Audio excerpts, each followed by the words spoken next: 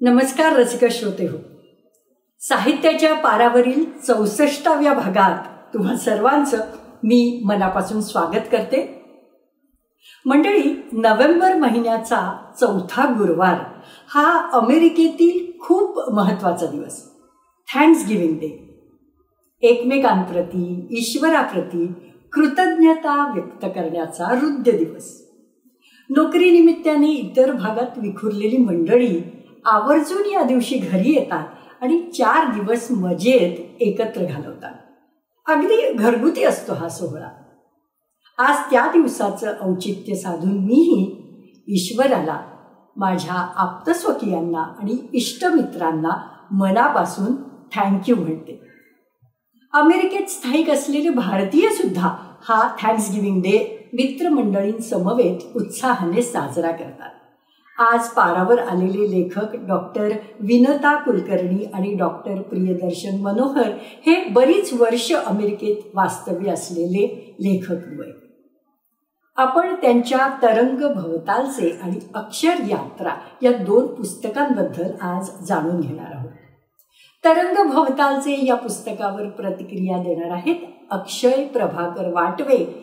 त्याचबरोबर वाचक गौतम पंगू आणि प्रज्ञा आपटे अक्षर यात्रा या पुस्तकांबद्दल बोलणार आहेत आणि पुस्तकामधील एका कथेच्या छोट्याशा भागाचं अभिवाचन करणार आहेत मधुरा गोखले. या सर्व मान्यवरांचं मी साहित्याच्या पारावर स्वागत करते.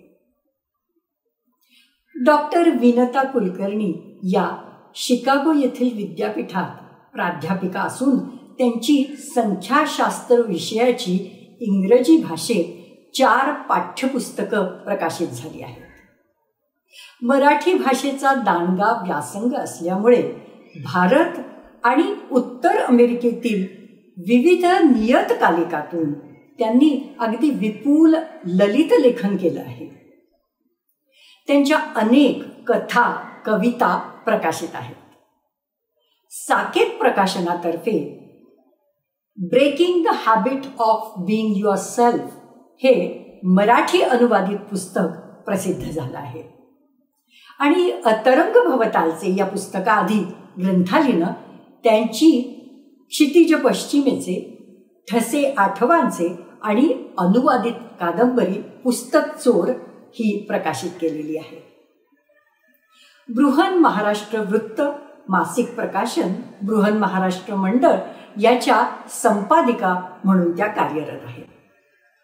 विनताताई, तुमच्या मनात उठलेल्या तरंगांविषयी आपण आजच्या गप्पात जाणून घेणार आहोतच, पण त्याआधी हे पुस्तक लिहिण्यामागची तुमची प्रेरणा नक्की काय होती ते जाणून घ्यायला आम्हाला आवडेल. सर्वप्रथम साहित्याच्या पारावर या कार्यक्रमाचे आयोजक, ग्रंथालयाची विश्वस्त समिती, साहित्यप्रेमी रसिकवृंद आणि संवादक मेधा आलकरी सर्वांना सस्नेह नमस्कार. तरंग भवतालचे या पुस्तकामागची प्रेरणा याविषयी सांगायचं तर आपल्या अवतीभोवती घडणाऱ्या घटनांची कळत नकळत मनात नोंद होत असते. ते व्यक्त करण्याची उर्मी मनाला स्वस्थ बसू देत नाही. यावरून अनाईस नीन नावाच्या जगप्रसिद्ध फ्रेंच लेखिकेचं वाक्य आठवतंय. ती म्हणाली आहे, आपण आयुष्य 2दा जगत असतो, त्या क्षणात आणि मागे वळून त्याकडे पाहत. माझ्या मते तरंग भवतालचे या पुस्तकाची प्रेरणा, प्रक्रिया ही देखील याच प्रकारातली. वाह, त्या क्षणात आणि मागे वळून त्याकडे पाहत जगणं, खरंच किती समर्पक वाक्य आहे हे. अतिशय तरल आणि मनाला आनंद देणाऱ्या कथांचे लेखक डॉक्टर प्रियदर्शन मनोहर हे पिट्सबर्गमधील रॉबर्ट मॉरिस विद्यापीठात इंडस्ट्रियल इंजिनिअरिंगचे प्राध्यापक आहेत. आपल्या कॉलेज जीवनापासून सुरू केलेला हा लेखन प्रवास अविरत चालूच आहे. 25 सांगीतिका, श्रुतिका आणि एकांकिका लिहून त्यांनी त्या अमेरिकेत सादर केल्या आहेत. मनोहरजी, अक्षर यात्रा हे तुमचं 6वं पुस्तक नाही का? तर हे पुस्तक प्रसिद्ध करण्यामागचा तुमचा विचार काय होता? नमस्कार. अक्षरयात्रा हे माझं 6वं पुस्तक. हे पुस्तक करावं असा विचार माझ्या मनात खरं तर आला नव्हता, पण माझी एक मैत्रीण डेन्व्हरचे मधुरा गोखले, जी अमेरिकेत उभ्या उभ्या विनोद ह्याचे अत्यंत लोकप्रिय कार्यक्रम करते, तिचा एक दिवस मला फोन आला आणि ती म्हणाली की ह्या पॅन्डेमिकच्या काळात लोकांची करमणूक करायला काहीतरी नवीन करून पाहायचं आहे, तर तुझी एखादी कथा देतोस का वाचन करायला. मी तिला माझी अक्षरयात्रा ही कथा दिली. कथा गंभीर आहे आणि मोठी आहे, तरी तिला ती अभिवाचनासाठी आवडली आणि तिने वाचून दाखवली. आणि आश्चर्य म्हणजे त्या कथेच्या वाचनाला सोशल मीडियावर जगभरातून अक्षरशः लाखो लाईक्स मिळाले. श्रोत्यांना ती कथा फार आवडली. मग तेव्हापासून माझ्या मनात हे एक पुस्तक करावं असा विचार यायला लागला. गेली अनेक वर्ष मी कथा लिहितोय आणि त्या अमेरिकेतल्या आणि भारतातल्या मासिकांकडे प्रसिद्धीसाठी किंवा कथा स्पर्धांमध्ये भाग घेण्यासाठी पाठवतो आहे. त्यातल्या बहुतेक कथांना बक्षिसं मिळाली आहेत. काही कथांवर मी एकांकिका लिहून त्या अमेरिकेत सादरही केलेल्या आहेत. अलीकडेच माझ्या सिग्नल ह्या कथेवर आधारित एक लघुचित्रपटही निर्माण झालेला आहे. अशा ह्या सगळ्या परीक्षकांच्या आणि प्रेक्षकांच्या पसंतीला उतरलेल्या कथा आहेत. त्यांचं एकत्रीकरण केलेलं पुस्तक म्हणजे ही माझी दीर्घकाळ लेखनाची चालू असलेली अक्षरयात्रा. ही वाचकांना अर्पण करताना ही माझी शबरीची बोरं आहेत असं मी समजतो. ही शबरीची बोरं फारच गोड आहेत मनोहरजी. मी ती चाखल्यामुळे अगदी छाती ठोकपणे हे विधान करू शकते. विनताताई, पुढचा प्रश्न तुम्हाला. या पुस्तकाचं शीर्षक जे आहे ते तसं स्वयंस्पष्ट आहे आणि याचं सुंदर मुखपृष्ठ पाहिल्यानंतर आतील लेखांची कल्पना येत असली तरीही हे शीर्षक निवडण्यामागे काही ठोस विचार आहे का? पूर्वी शाळेत शिकत असताना कोणीसे म्हटलेले एक हिंदी वाक्य आजही मला आठवत आहे. धीरे धीरे बात बात में बात बन जाती है. माझं हे पुस्तकही असंच बनलंय, कारण तरंग भोवतालचे हा ललित लेख संग्रह आहे. आपल्यापैकी अनेकांना ठाऊक आहे की ललित लेखनामध्ये विषयांचं वैविध्य असू शकतं. त्यात आत्मपद निबंध असतात. स्थळकाळाच्या वास्तवाच्या चौकटीत अंतरंगाचा शोध असतो. विविध विषय, घटना याबद्दल विश्लेषण असतं आणि स्वतःची मतं असतात. आजवर मी भारत, कॅनडा आणि अमेरिका या 3 देशात अनेक वर्षे वास्तव्य केलंय आणि अजूनही या 3 देशात मी नियमित ये जा करत असते. तेव्हा देशविदेशाच्या सीमा ओलांडून भवतालाविषयी माझ्या मनात उमटलेले तरंग म्हणजे हे पुस्तक तरंग भवतालचे. विनताताई, या तुमच्या हळुवार उमटलेल्या तरंगांमध्ये वाचकांच्या मनापर्यंत पोहोचण्याची ताकद आहे, नक्कीच आहे. आम्हाला पुस्तकातील विविध लेखांविषयी थोडं सांगाल का? या लेखसंग्रहात एकूण 30 लेख आहेत.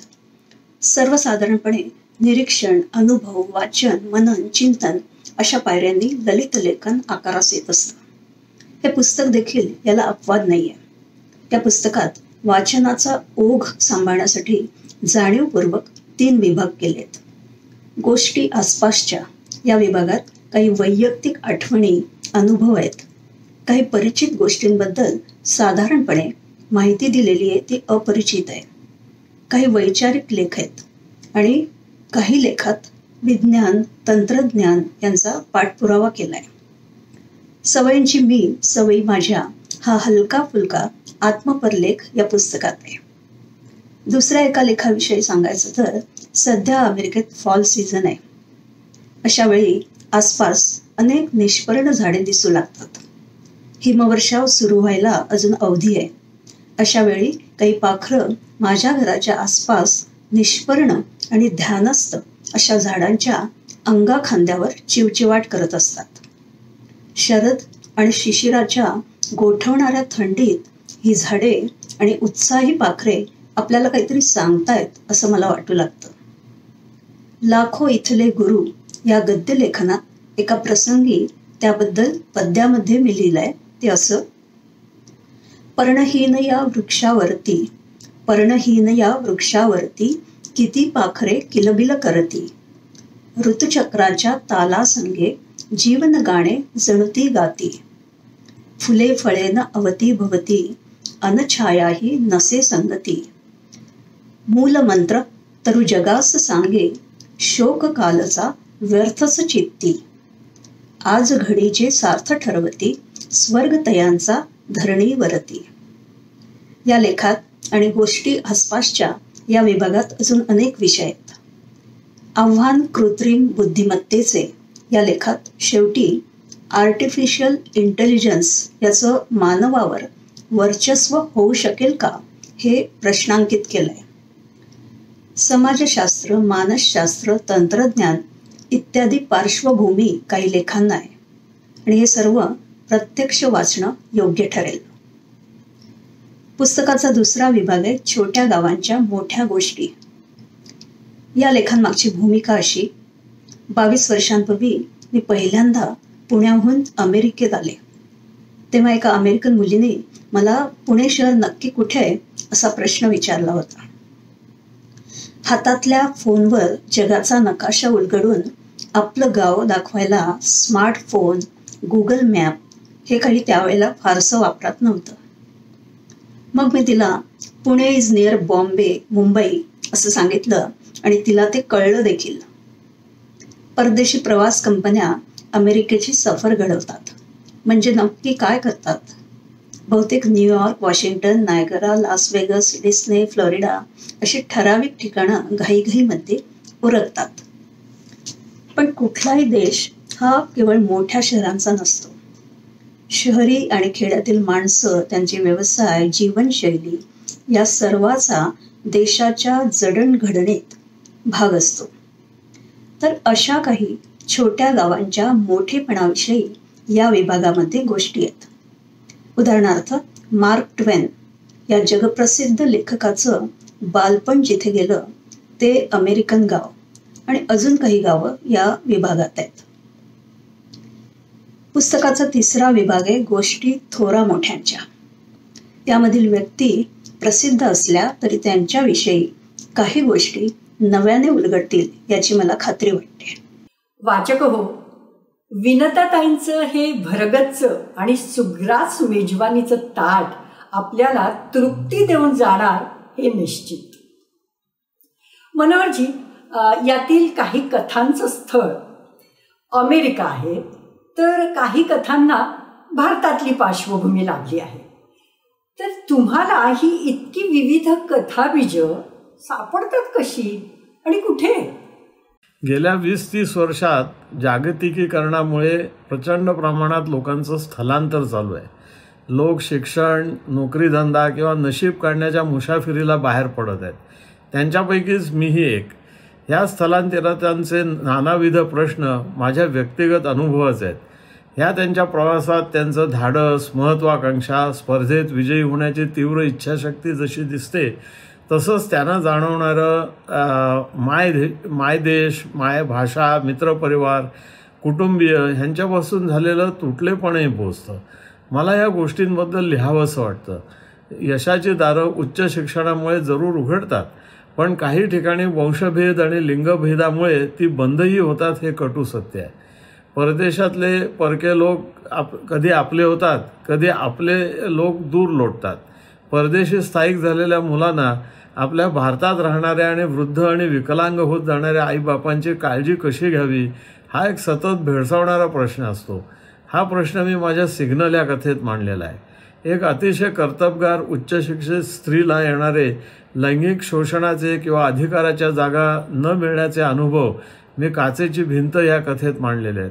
सदैव वेगवेगळ्या ठिकाणी संसार मांडावा लागणाऱ्या IT काम करणाऱ्या तरुणांची कथा परतली घराभिरीमध्ये मी सांगितली आहे.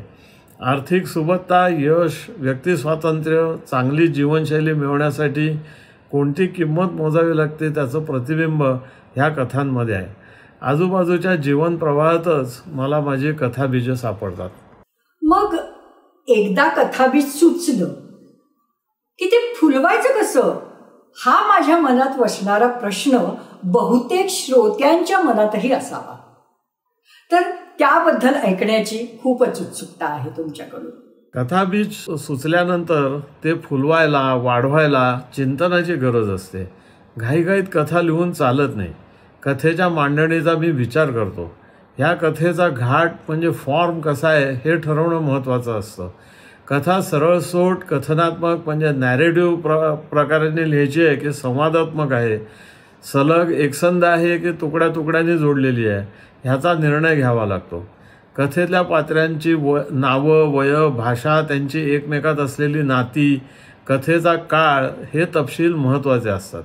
कथेच्या पानांवर वावरणाऱ्या व्यक्तीचा विचार जेवढा सखोल होईल तेवढी ती पात्र जिवंत रसरशीत होतील आणि वाचकांशी नातं जुळू शकतील. कथेत शिस्त आणि परिश्रम तर आहेतच, पण वाचन, चिंतन, परीक्षण, संभाषण नेमकं व्हायला हवं, तर कथा जास्तीत जास्त प्रभावी होत जाते. तुमच्या कथा इतक्या जिवंत वाटतात त्यामागचं इंगित आता ध्यानात आलं. श्रोते हो, डॉक्टर प्रियदर्शन मनोहर यांच्या $0 कार या कथेचं अभिवाचन आपण आता ऐकूया डेन्व्हर, अमेरिका येथील मधुरा गोखले यांच्याकडून. सर्व वाचकप्रेमींना मधुरा गोखलेचा सप्रेम नमस्कार. लहानपणी वाचलं होतं की केल्याने देशाटन पंडित मैत्री सभेत संचार, शास्त्र ग्रंथ विलोकुनी मनुजा चातुर्य येतसे फार.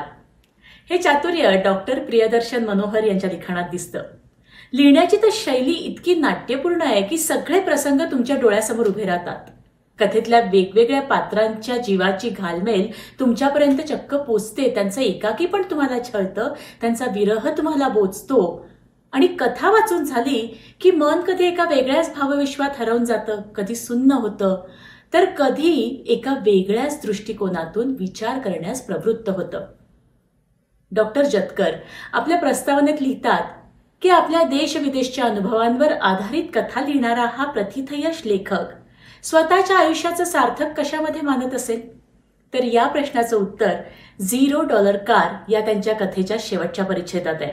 आणि त्यात ते म्हणतात, पुढच्या वर्षी रजिस्ट्रेशनसाठी मी कार घेऊन गेलो तेव्हा मेकॅनिक म्हणाला, पुरात सापडल्यामुळे तेव्हा गाडीत संपूर्ण पाणी भरलं होतं आणि आता त्या गाडीचा पत्रा ठिकठिकाणी गंजायला लागलाय. तेव्हा ही गाडी आता रजिस्टर करता येणार नाही. ही गाडी आता स्क्रॅप यार्डमध्ये नेऊन टाकून द्यायला हवी. वर तो हेही म्हणाला की त्याचा एक मित्र अशा गाड्या 150-200 मध्ये टो करून नेतो आणि नंबर प्लेट DMV कडे म्हणजे डिपार्टमेंट ऑफ मोटर व्हेकल्स कडे पोहोचवून देतो. या माहितीबद्दल मी त्याचे आभार मानले आणि नकार दिला, कारण मला ही गाडी अशी दुसऱ्याच्या करवी पोचती करायची नव्हती. तिच्या शेवटच्या क्षणी मला तिच्याजवळ असावं असं वाटत होतं. अनघाला मी ही कहाणी सांगून आम्ही स्क्रॅप यार्डला फोन करून त्यांची अपॉइंटमेंट घेतली. ठरलेल्या दिवशी आणि ठरलेल्या वेळी मी ती गाडी चालवत आणि अनघा आमची दुसरी गाडी चालवत आम्ही तिथे पोचलो. ऑस्ट्रेलियाच्या सणसणीत उन्हाळ्यातला एक कडक उन्हाचा तो दिवस होता. ठीक 11 वाजता आम्ही त्यांच्या गेटमधून आत शिरलो. एका माणसाने आमचे गाडीचे पेपर्स ताब्यात घेतले आणि एका जागेकडे बोट करत तो म्हणाला, त्या तिथं गाडी पार्क करा, चावी तिथेच सोडा. ऑफिसात या, बोलू मग. तसं करून आम्ही ऑफिसात पोचलो. तेवढ्यात दुसरा एक ढेरपोट्या ऑस्ट्रेलियन पैलवान एक मोठा स्क्रूड्रायव्हर घेऊन ओठांच्या कडेला एक जळती सिगारेट ठेवून अत्यंत मख्ख चेहऱ्याने बाहेर आला आणि आमच्या गाडीकडे गेला. त्याने बॉनेट उघडून आत काही तपासलं. गाडीभोवती एक गोल फेरी मारली. गाडीच्या मागे येऊन भराभर कामं करून त्यानं गाडीची नंबर प्लेट सोडवली आणि ती आणून आमच्या पुढच्या काउंटरवर आदळली. डन, एवढा एकच शब्द तो बोलला. काउंटर मागच्या कारकुनाकडे बघून त्याने किंचित मान डोलावली आणि धुराच्या रेषा सोडत तितक्याच निर्विकारपणे तो आत निघून गेला. तुमचे पैसे किती द्यायचे? मी काउंटरच्या मागे बसलेल्या कारकुनाला विचारलं. काही नाही, तो म्हणाला. तुमच्या गाडीची बॅटरी आणि टायर्स चांगले आहेत, ते आम्ही काढून घेऊ आणि विकू आणि ते पैसे आमची आजची फी कव्हर करील असा आमचा अंदाज आहे. त्यामुळे तुम्हाला आज काही भरायला नको. ती नंबर प्लेट तेवढी घेऊन जा आणि सरकार दरबारी जमा करा, म्हणजे सगळं काम पूर्ण. आम्ही ती नंबर प्लेट घेऊन बाहेर आलो. क्षणभर तिथे उभे राहिलो. आजूबाजूला नजर फिरवली. अनेक कार्स आणि कार्सचे सांगाडे तिथे पडले होते. छिन्न विछिन्न केलेल्या कार्सचे ढीकच्या ढीक तिथे पडले होते. गंजलेल्या सळ्या आणि पत्रे इतस्तः विखुरलेले होते. मोठ्या मोठ्या क्रेन्स तिथल्या कार्स उचलून क्रशिंग मशीन्समध्ये टाकत होत्या. ती मशीन्स धडाम धुडूम आवाज करत काही मिनिटातच त्या कार्सचा चौकोनी गठ्ठा करत होती. आमची गाडी मी ठेवलेल्या ठिकाणी शांतपणे उभी होती. त्या मशीन्समध्ये जाण्यासाठी तिचाही नंबर आता थोड्याच वेळात लागणार होता. आम्ही निमूटपणे आमच्या दुसऱ्या गाडीत जाऊन बसलो आणि घरी येऊ लागलो. तसं या कारचं आयुष्य चांगलं गेलं नाही, मी म्हणालो. जे काम निर्मात्याने आखून दिलं होतं ते चोख, बिनबोबाट, बिन तक्रार वर्षानुवर्ष तिने केलं. जे जे कोणी मालक होते त्यांची मनोभावे सेवा केली. कुणाची अडवणूक केली नाही, कुणाची अडचण केली नाही, कुणाला तोंडघशी पाडलं नाही. जी जीवावरची संकटं तिच्या आयुष्यात आली त्यांना धैर्यानं तोंड दिलं. सदैव उद्योगात राहिली. कधी आळस केला नाही, कधी कामचुकारपणा केला नाही, कधी दांड्या मारल्या नाहीत, तर कधी उंची गोष्टींचा हव्यासही केला नाही. शेवटच्या प्रवासात सुद्धा अंतिम ठिकाणी ती कुणावरही विसंबून न राहता स्वतःच्या बळावर जाऊन पोचली आणि धीरोदत्तपणे उभी राहिली. जे तिचे भाग दुसऱ्या कुणाला वापरता येणार होते ते ती आनंदाने देणार होती. माणसांच्या जगातून आता ती मुक्त होणार होती. कदाचित त्यातला धातू पुन्हा दुसऱ्या कोणत्या तरी गाडीच्या अवतारात पृथ्वीवर येईलही, पण या जन्माचं तिने सार्थक केलं. एक सांगू का अनघा, असं काहीसं माझंही आयुष्य गेलं तर मला बरं वाटेल. मी बोलायचा थांबलो. अनघाने माझ्या पाठीवरून हात फिरवला आणि मी आवंढा गिळला. विनताताई, या पुस्तकात विषयांचे इतकं वैविध्य असताना जर मी तुम्हाला विचारलं की तुम्हाला स्वतःला अधिक भावलेला लेख कोणता, तर काय सांगाल? माझ्या पुस्तकातील शांतीचा आवाज हा मला भावलेला एक लेख. अमेरिकन नॅशनल सायन्स फाउंडेशनच्या एका शोध निबंधानुसार दिवसाच्या 24 तासात जागृत आणि सुप्तावस्थेत सर्वसाधारण व्यक्तीच्या मनात 12,000 ते 60,000 एवढे विचार येत असतात. त्याबरोबरच आता डिजिटल युगात सोशल मीडियातून सतत आपल्या मनावर जगभरच्या अनेक विचारांचा मारा होत असतो. त्या कोलाहलात कित्येकदा आपला अंतस्थ आवाज ऐकू येईनासा होतो. याविषयी चिंतनपर असा हा लेख आहे. जगविख्यात शास्त्रज्ञ अल्बर्ट आइन्स्टाईन एके ठिकाणी म्हणालाय, मी 99 वेळा विचार करूनही कित्येकदा काहीही सापडत नाही.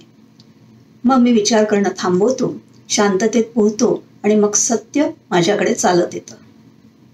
शांतीचा आवाज या लेखात शेवटी मानवी आयुष्यात आढळलेल्या मौनाचे, शांतीचे 9 प्रकार पद्यात वर्णन केलेत.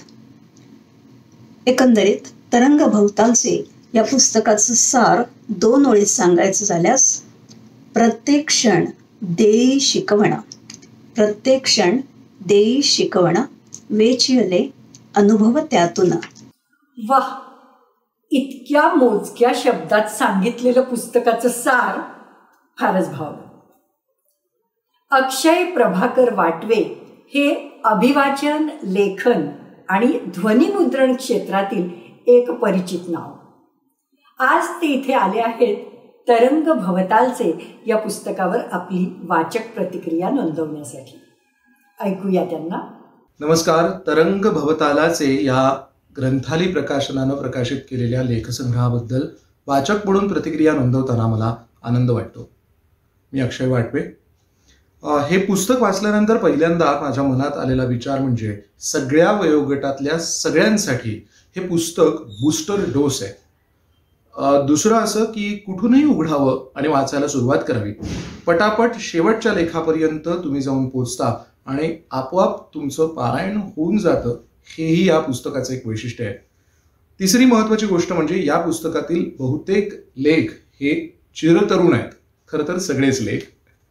ते अशा अर्थानं की काही लेख तुम्ही वाचलेत आणि मध्ये काही दिवस निघून गेले आणि पुन्हा तुम्ही नव्यानं हे पुस्तक वाचायला घेतलं की त्या लेखातले संदर्भ, त्याचा अर्थ नव्याने तुम्हाला उलगडत जातो आणि एक वेगळी गंमत अनुभवता येते.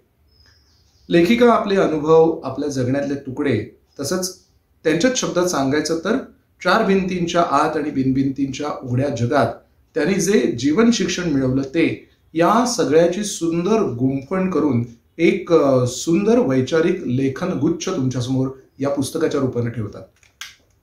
प्रेमाविष्काराचा धुमधडाका सारख्या लेखातून आपल्या दैनंदिन जीवनाचा अविभाज्य भाग बनत चाललेल्या व्हॅलेंटाईन डे बद्दल लेखिका खूप वेगळी मांडणी करतात, जी मुळातून वाचण्यासारखी आहे आणि ती विचारांना चालनाही देते. लाखो इथले गुरु या लेखातून आपसुकच नित्य विद्यार्थी दशा अनुभवण्याची वृत्ती दिसून येते आणि आपल्यालाही हा लेख वाचून सतत शिकत राहण्याची प्रेरणा मिळते. भावनिक ब्लॅकमेलमधून तर लेखिकेनं समाजाची दुखरी नस नेमकी पकडली असं मला वाटतं. अनुभवपर चिंतनात्मक ललित लेखन, वैचारिक लेखन या संग्रहात आहे. त्यात मधून काही मर्मस्पर्शी लघुकथाही आहेत. वसूची गोष्ट, जी हुशारीनं एक छोटी मुलगी आपल्या घरात आलेल्या आगंतुक पाहुण्याला त्याचा बरोबर रस्ता दाखवते, ही खूप इंटरेस्टिंग गोष्ट आहे. आणि इतरही काही अशा छोट्या छोट्या गोष्टी आहेत. त्याचबरोबर अगदी आताच्या चालू काळावर भाष्य करणारी ही मार्मिक टिप्पणी आहेत, ज्यात अलीकडे झालेल्या सूर्यग्रहणापासून कोविड महामारीपर्यंत समावेश आहे आणि सोशल मीडिया, त्याचे अनेक कंगोरे, त्याचाही उल्लेख आहे.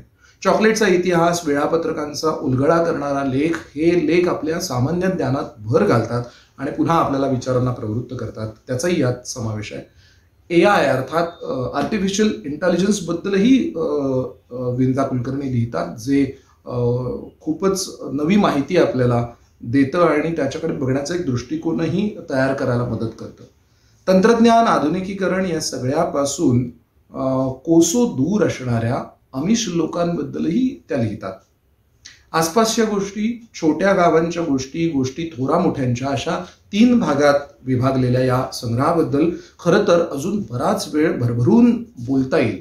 कारण हे लेख जेव्हा मी हे पुस्तक जेव्हा मी वाचायला सुरुवात केली तेव्हा मला इतका मी त्याच्यात गुरफटून गेलो की एका बैठकीत मी संपवलं. आणि मग थोड्या वेळाने माझ्या असं लक्षात आलं की अरे, हे एका बैठकीत वाचून संपणार नाही, कारण यात पुन्हा मी जसं अगोदर म्हटलं तसं पुन्हा हा अनुभव घेण्याचा भाग आहे. तसंच मला हेही जाणवलं की प्रत्येकाने हे लेखन प्रत्यक्ष वाचायला हवं. म्हणजे जसं मी वाचून मी काहीतरी म्हणू पाहतोय, बोलू पाहतोय, त्या पलीकडे जाऊन प्रत्येकाने हे वाचायला पाहिजे आणि त्यावर चिंतन करायला पाहिजे, इतकं ह्या संग्रहाचं महत्व आहे. आणि एक गोष्ट मात्र मला आवर्जून इथे नमूद करावीशी वाटते, ती म्हणजे मानवी भावना, स्थळकाळाचे अनुभव, व्यक्तिविशेष आणि बदलत्या जगाचा, जागतिक भौतिक बदलांचा एकत्रित आढावा घेणारं हे असं एखादंच पुस्तक मराठी साहित्यात असेल असं मला वाटतं, किंवा अलीकडच्या काळामध्ये प्रकाशित झालेल्या साहित्यकृतींपैकी एखादंच हे असं पुस्तक आहे की ज्याच्यामध्ये या सगळ्यांचा आढावा घेतलाय, त्याच्यावरती एक अभ्यासपूर्ण टिप्पणी केलेली आहे, एक छान मांडणी केलेली आहे, विश्लेषण केलेलं आहे आणि ते मला वाचक म्हणून खूप समृद्ध करणारं आहे असं मला म्हणावंसं वाटतं. मला ही संधी दिल्याबद्दल ग्रंथालयाचे मी मनपूर्वक आभार मानतो आणि विनताताईंचं पुन्हा एकदा या पुस्तकानिमित्त, ऑगस्टमध्येच हे पुस्तक प्रकाशित झालंय, तर पुन्हा एकदा मी त्यांचं अभिनंदन करतो आणि धन्यवाद. मनोहरजी, या अशा विविधांगी कथा, एकांकिका लिहिताना तुम्हाला सगळ्यात आव्हानात्मक काय वाटतं?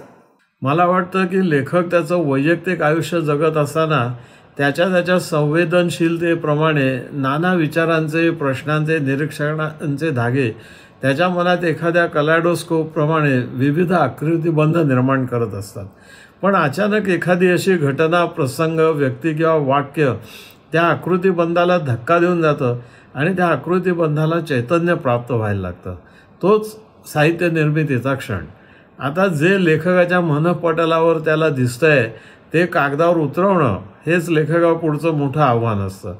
लेखकाच्या जीवनानुभवावर, ज्ञानावर, कल्पनाशक्तीवर आणि चिंतनावर त्या आकृतिबंधाची विशिष्ट अभिव्यक्ती अवलंबून असते. जे भोगलं, ऐकलं, पाहिलं, चिंतलं त्या सागराला घुसळून रत्न निर्माण करणं हीच माझ्या साहित्य निर्मितीमागची प्रक्रिया आहे असं मला वाटतं. आज अक्षर यात्रेत सहभागी झालेले 2 वाचक इथे प्रतिक्रिया देण्यासाठी आलेले आहेत. एक आहेत कलायात्री या संस्थेच्या संस्थापिका शार्लेटच्या प्रज्ञा आपटे आणि दुसरे आहेत संशोधक, पटकथा आणि ललित लेखन करणारे फिलाडेल्फियाचे गौतम पंगू. ऐकूया सुरुवातीला प्रज्ञा आपटे यांना आणि नंतर गौतम पंगू यांना. नमस्कार, मी प्रज्ञा आपटे. डॉक्टर प्रियदर्शन मनोहर यांचं अक्षर यात्रा हे पुस्तक हातात आलं. मला माहिती होतं की वेगवेगळ्या कथांचा हा संग्रह आहे. यात वेगवेगळ्या विषयांवर लिहिलेल्या ज्या कथा आहेत त्या सगळ्या कथा मला आवडल्या आणि म्हणून त्याचं नाव, त्या कथासंग्रहाचं नावही मला अतिशय चपखल आहे असं वाटलं. या कथांपैकी एक विशिष्ट कथा आहे जी मला खूप आवडली, त्याबद्दल मी आज बोलते. मैत्र. माणसातलं मैत्र, प्राण्यांच्यातलं मैत्र आणि माणूस आणि प्राणी यांच्यातलं मैत्र. या संबंधांचं वर्णन करताना डॉक्टर मनोहर यांनी इतकी अफाट कल्पनाशक्ती वापरली ना की क्षणभर असं वाटून जातं की खरंच हे प्राणी असा विचार करत असतील तर.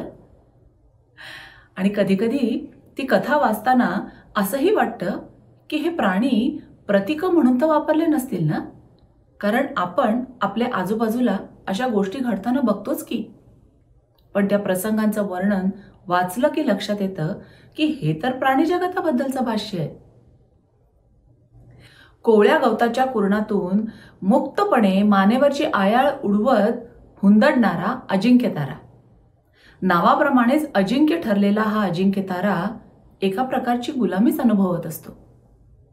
या कथेमध्ये अमेरिकन डर्बीबद्दलही माहिती अतिशय रंजकपणे आली आणि बदलणारा काळ, त्याबरोबर बदलणारी मानवी मूल्य आणि त्यामुळे माणसामधलं हळूच डोकावणारं जनावर, याबद्दल हलकेच भाष्य डॉक्टर मनोहर यांनी या कथेत केलंय. हे मला या कथेचं वैशिष्ट्य आहे असं वाटतं. आणि शेवटी ही कथा आपल्याला आणून सोडते एका निर्व्याज प्रेमावर. मैत्र. नमस्कार. डॉक्टर प्रियदर्शन मनोहर यांचं लेखन मी मागची 6-7 वर्ष वाचत आलेलो आहे आणि त्यांच्या लेखनामधलं सातत्य आणि त्याचा आवाका हे नेहमीच मला थक्क करून सोडतं. अलीकडेच ग्रंथालयाने प्रकाशित केलेला त्यांचा अक्षर यात्रा हा कथासंग्रह वाचला की याची पुन्हा एकदा खात्री पटते की डॉक्टर मनोहर हे अतिशय बहुआयामी आणि अष्टपैलू व्यक्ती आणि लेखक दोन्ही आहेत. अक्षर यात्रामध्ये 18 कथा आहेत.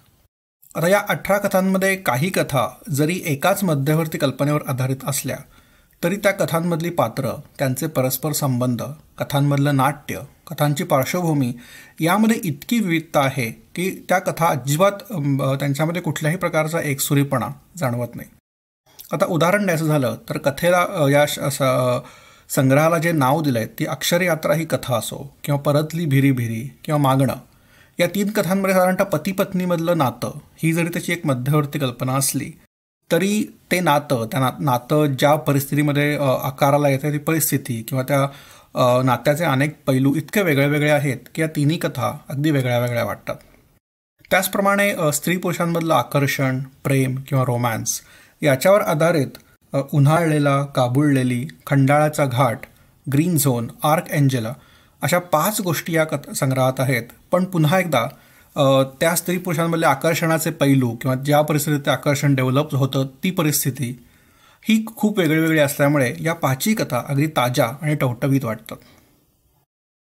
प्रेम आणि नवरा बायकोच्या नात्या पलीकडे जाऊन बाकीच्या नात्यांमधले संबंध दर्शवणाऱ्या देखील 2 कथा या संग्रहात आहेत की ज्या मला खूप आवडलेल्या आहेत आणि त्या म्हणजे घड्याळाचे काटे आणि सिग्नल.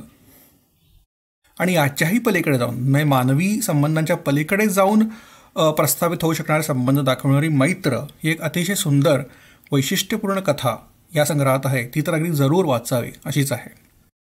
डॉक्टर मनोहर यांच्या लेखनाचं अजून एक जाणवणारं वैशिष्ट्य म्हणजे समाजकारण, राजकारण, विज्ञान, तंत्रज्ञान या गोष्टी देखील त्यांना कथालेखनासाठी विषय पुरवत असतात. तर या संग्रहामध्ये देखील काचेची भिंत ही गोष्ट अगदी अमेरिकेसारख्या पुढारलेल्या देशात देखील कॉर्पोरेट जगतात स्त्रीला अजूनही वर चढण्यासाठी कसा त्रास होतो किंवा पुरुषांचं वर्चस्व असलेल्या वातावरणात तिला अजूनही कसा भेदभाव सहन करायला लागतो याचं वर्णन करणारी आहे. तर याचबरोबर या संग्रहात कच्चे दुवे नावाची एक कथा आहे. ती डॉक्टर मनोहर हे स्वतः एक धातुशास्त्रज्ञ असल्यामुळे त्यांनी आपल्या ज्ञानाचा उपयोग करून एक धातुशास्त्राशी संबंधित असलेली केस जणू एका डिटेक्टिव्ह कसा सोडवेल अशा प्रकारे ती कथा लिहिलेली आहे. आणि माझी तर त्यांना अशी विनंती आहे की त्यांनी अशा प्रकारच्या कथांची एक डिटेक्टिव्ह मालिका सुरू करायला हरकत नाही. तर एकंदरीत अक्षरयात्रा हा अतिशय परिपूर्ण आणि वाचनीय कथासंग्रह आहे आणि खूप मनोरंजन देणाऱ्या आणि आनंद देणाऱ्या अशा सगळ्या कथा आहेत. आणि माझ्यासारख्या होतकरू लेखकाला या कथा वाचून भरपूर शिकण्यासारखंही आहे. धन्यवाद. मंडळी, परदेशस्थ भारतीयांच्या मनाची नाळ सतत मायदेशाशी जुळलेली असते. स्थलांतर झालं ना तरी त्यांचं अंतर भारतातच असतं आणि म्हणूनच त्यांच्या लेखणीतून उतरलेला 2 संस्कृतींचा सुंदर मिलाफ आपल्याला आनंद देऊन जातो. असे वेगवेगळ्या विषयांवर लिहिते झालेले लेखक आणि वाचक जिथे एकत्र येतात तो साहित्याचा पार असतो महिन्याच्या 2ऱ्या आणि 4थ्या शुक्रवारी. ग्रंथाली वॉच या यूट्यूब चॅनलवर याबरोबरच असे आणखीही कितीतरी दर्जेदार कार्यक्रम आपल्याला पाहण्यास मिळतील. त्यासाठी त्वरित तात्काळ ताबडतोब ग्रंथाली वॉच या यूट्यूब चॅनलला सबस्क्राईब करा. ग्रंथाली.com या वेब पेजवरील साहित्य रंगला भेट द्या. आज पारावर आलेल्या सर्व मान्यवरांचे आभार मानून मी माझ्या वाणीला विराम देते. परंतु तत्पूर्वी पुढल्या आठवड्यात सुरू होणाऱ्या साहित्य संमेलनास मोठ्या संख्येने उपस्थित राहून साहित्यिकांचा सहवास आणि त्यांच्या साहित्यकृतींचा आस्वाद घ्यावा, भरपूर पुस्तकं खरेदी करावीत असं मी तुम्हा सर्वांना आवाहन करते. धन्यवाद.